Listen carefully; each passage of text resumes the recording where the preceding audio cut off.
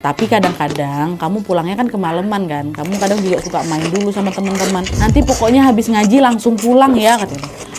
Emang ada apa Mbak? Nggak apa-apa. Pokoknya Mbak Ayu sama Mbak Sri tunggu kamu di sini. Percakapan itu terasa janggal memang, Wak. Tapi karena buru-buru mau berangkat ngaji, Alifah nggak sempat nanya lebih jauh tuh. Alifah cuma salim sama mereka sambil bilang, oh ya udah Mbak, Alifah berangkat dulu ya. Nanti kita ketemu lagi di sini ya, kata gitu.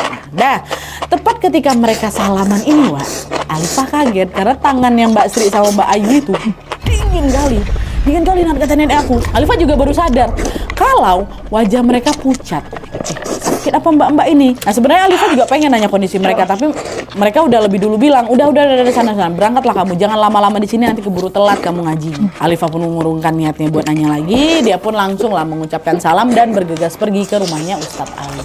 Nah lalu setelah ngaji, seperti yang sudah disepakati, Alifah langsung pulang pada saat itu juga, Wak. Langsung pulang. Di tengah jalan dari kejauhan dari Kampung Mawar ya berarti, Alifah udah ngeliat Mbak Ayu sama Mbak Sri udah nungguin di ujung jembatan. Alifah berlari kecil lah gitu kan, disamperin lah mereka.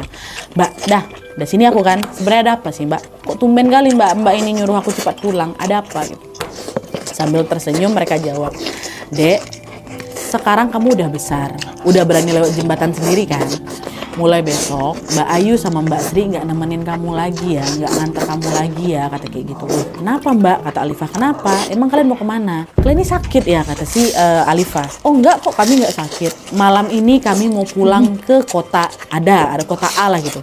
Kami udah nggak kerja di kampung ini lagi, Dek. Loh, Mbak Ayu sama Mbak Sri bukan orang asli sini? Bukan, Dek. Kami tuh cuma pendatang di sini dan kami cuma ngontrak karena dapat kerjaan di sini gitu. Ya Allah, padahal aku belum sempat loh main ke rumah kalian. Kok udah mau pergi aja, kata Alifah. Iya maafin kami ya. Kapan-kapan kalau ada kesempatan kita bisa main lagi, katanya. Percakapan itu bikin si Alifah ini sedih, Wak. Itu ya udah dekat kali dia sama mbak-mbak ini kan. Nah, untuk menghibur Alifah, Mbak Ayu sama Mbak Sri ini pun ngasih dia uang koin gitu, uang receh ke si Alifah. Udah jangan sedih nih buat jajan ya, kata si Alifah. Alifah nerima uang itu memang, tapi dia masih sedih lagi, Wak. Mereka bilang lagi, dah yuk pulang yuk. Ini bapak ibu kamu pasti udah nungguin kamu di rumah. Tanpa ngomong apa-apa, Alifah langsung menggandeng lah kedua tangan Mbak itu, Mbak Sri di sebelah kiri, Mbak Ayu di sebelah kanan. Dan berjalan lah, kebetulan berjalan beriringan nyebrangin jembatan. Wak. Nah di momen itu, Alifah ngerasa tangannya mereka berdua tuh dingin, Wak. Dingin. Ini mereka lagi sakit ini. Ditanya sama Alifah, mbak lagi sakit ya? Enggak kok, kami nggak sakit. Mungkin nggak lagi kecapean dikit aja memang kan, soalnya juga hari ini hari terakhir kerja, kata mereka. Udah setelah dengar jawaban itu, Alifah udah nggak nanya apa-apa lagi. Mereka terus setelah itu berjalan, diantarlah sama si berdua ini sampai tibalah di ujung jembatan Kampung Melati. Sebagai salam perpisahan, mereka sempat berpelukan waktu itu, Wak. Berpelukan. Habis itu Alifah pamitlah pulang ke rumahnya. Nah setelah berpisah ini, Wak, Alifah nggak bisa nahan rasa sedihnya. Nangis dari situ kan, dia nolehlah ke belakang untuk melihat Mbak Ayu dan Mbak Sri terakhir kalinya. Alifah pengen memandangi kedua mbaknya itu ya kan mereka udah mau balik ke kota itu. Tapi apa yang dia lihat malah mengejutkan. Kalian tahu? Pas Alifah nengok ke belakang, di saat yang sama Mbak Ayu sama Mbak Sri juga udah berjalan ke arah yang berlawanan. Otomatis yang kelihatan kan cuma punggung mereka berdua aja ya kan. Dan di situ Alifah ngelihat di punggung mereka ada lubang menganga sebesar piring, Wak.